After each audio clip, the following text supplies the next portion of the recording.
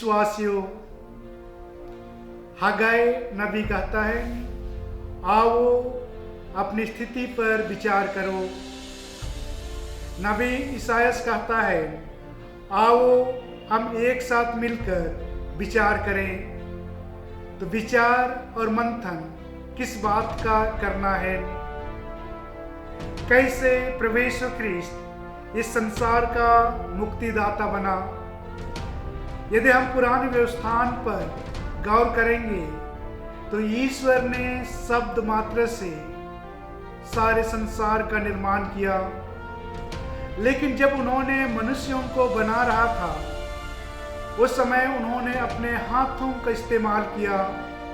जैसे कि वचन कहता है उत्पत्ति ग्रंथ में अध्याय 2 पंक्ति क्रमांक 7 में, प्रभु ने धरती की मिट्टी से मनुष्यों को गढ़ा और उनकी नथनों में प्राण वायु फूंक दी और वह मनुष्य एक सजीव सत्व बन गया, एक जीवित प्राणी बन गया।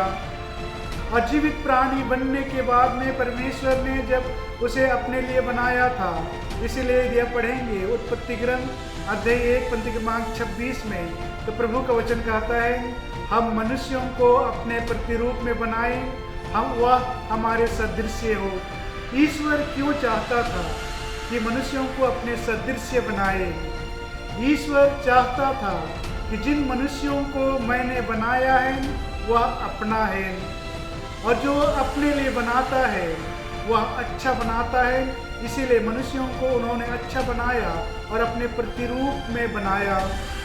लेकिन मनुष्यों ने ईश्वर की आज्ञाओं का अवहेलना की, ईश्वर की आज्ञाओं का पालन नहीं किया, और जिसके कारण से मनुष्य ईश्वर से अलग हो गया।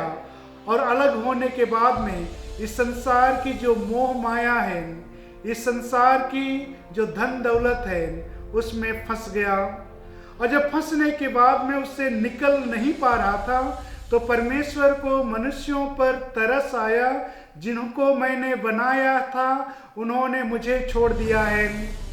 इसीलिए नियत समय पर मनुष्यों को बचाने के लिए ईश्वर ने अपनी योजना के तहत, जैसे हम संत यूहन्ना के समाचार अध्याय 3 पंक्ति क्रमांक 16 में पढ़ते हैं, ईश्वर ने संसार को इतना प्यार किया कि उसने अपने इकलौते पुत्र को अर्पित कर दिया, जिससे जो कोई उसमें विश्वास करता है उसका सर्वनाश ना हो बल्कि उसे अनंत जीवन प्राप्त हो।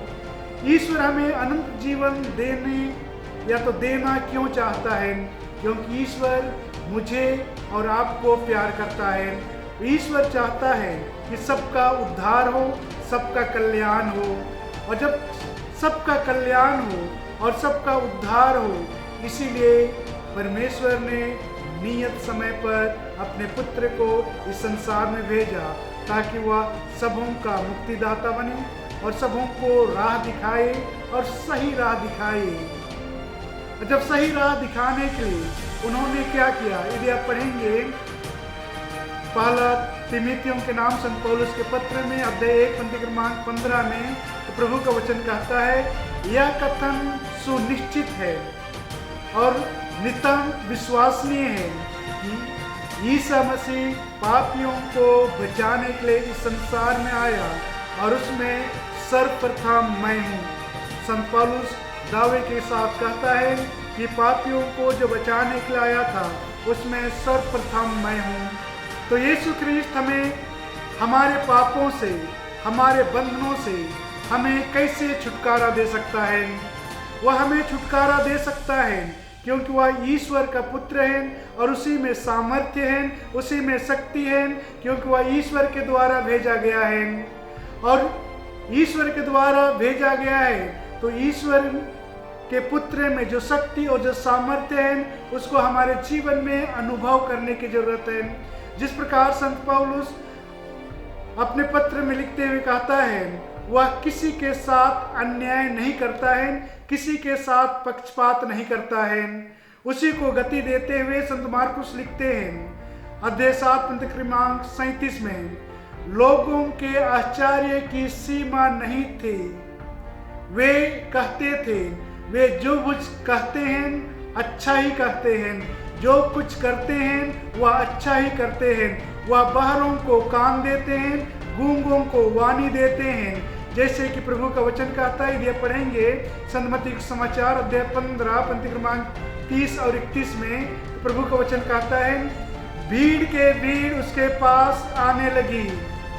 वे लंगड़े, लूले, अंधे, गूंगे और बहुत से दूसरे रोगों को वे उनके पास लाकर ईसा के चरणों में रख देते थे और ईसा उन्हें चंगाई देते थे। गूंगे बोलते थे, लूले भले चंगे हो जाते थे, लंगड़े चलने लगते थे, अंधे देखने लगते थे। ये सब देखकर लोग आश्चर्यचकित हो जाते थे और प्रभु परमेश्वर की स्तुति करते थे, क्योंकि उन्हें समझ में आ गया था कि यही मुक्तिदाता है।